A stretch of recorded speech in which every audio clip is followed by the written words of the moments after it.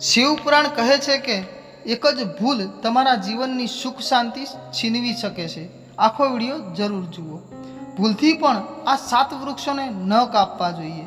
શિવપુરાણથી લઈને પદ્મપુરાણ સુધી આવા વૃક્ષોને કાપવા એ મહાપાપ માનવામાં આવે છે। આવા વૃક્ષો કાપવાથી ઘર પર મોટું સંકટ આવી શકે છે।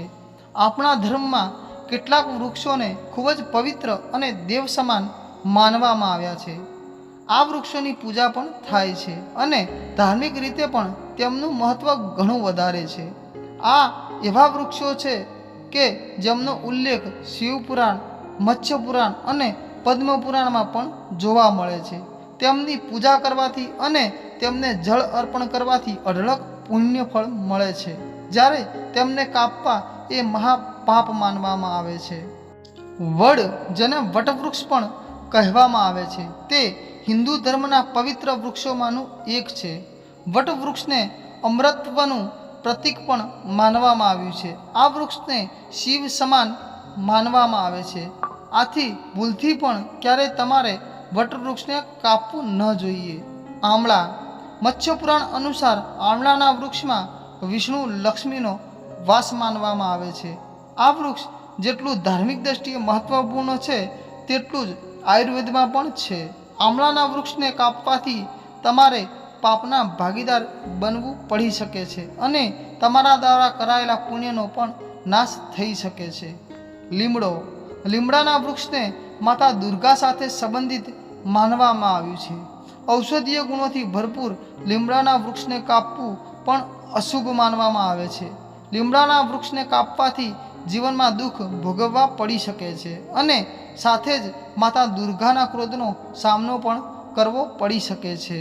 બીલી, બીલીનો સંબંધ ભગવાન શિવ સાથે છે, એ આપણે સૌ જાણીએ છીએ। એટલા માટે જ શિવલિંગ પર બીલીપત્ર અર્પણ કરવું અત્યંત શુભ હોય છે। શિવપુરાણ અનુસાર બીલીનું વૃક્ષ કાપનાર વ્યક્તિથી ભગવાન શિવ નારાજ થઈ શકે છે અને જીવનમાં મુશ્કેલીઓ ઊભી થઈ શકે છે।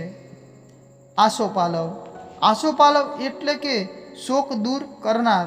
આસોપાલવના વૃક્ષને પદ્મપુરાણમાં અકાળ મૃત્યુથી બચાવનાર માનવામાં આવ્યું છે। આ વૃક્ષમાં માતા લક્ષ્મીનો વાસ પણ માનવામાં આવે છે, તેથી ધાર્મિક માન્યતાઓ અનુસાર આસોપાલવના વૃક્ષને ક્યારેય કાપવું ન જોઈએ। શમી, શમીને પણ ધાર્મિક દ્રષ્ટિએ અત્યંત શુભ વૃક્ષ માનવામાં આવે છે। આ વૃક્ષનો સંબંધ શનિ મહારાજ સાથે પણ છે। શમીની પૂજા કરવાથી ઘરમાં સુખ સમૃદ્ધિ આવે છે, જ્યારે આ વૃક્ષને કાપવાથી શનિદેવ નારાજ થઈ શકે છે અને ઘર પરિવારમાં મુશ્કેલીઓ ઊભી થઈ શકે છે। પીંપળો, પદ્મપુરાણમાં વર્ણિત છે કે પીંપળાના વૃક્ષમાં ત્રિદેવ બ્રહ્મા, વિષ્ણુ અને મહેશનો વાસ છે, તેથી પીંપળાના વૃક્ષને કાપવાથી ભૂલ ક્યારેય ન કરવી જોઈએ।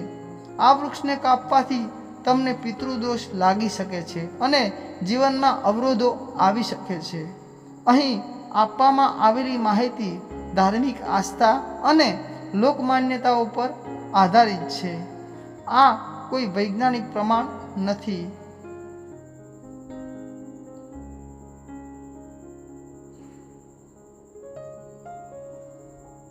અમારો આ વિડીયો પસંદ આવ્યો હોય તો અમારી આ ચેનલને લાઈક કરો, સબસ્ક્રાઈબ કરો।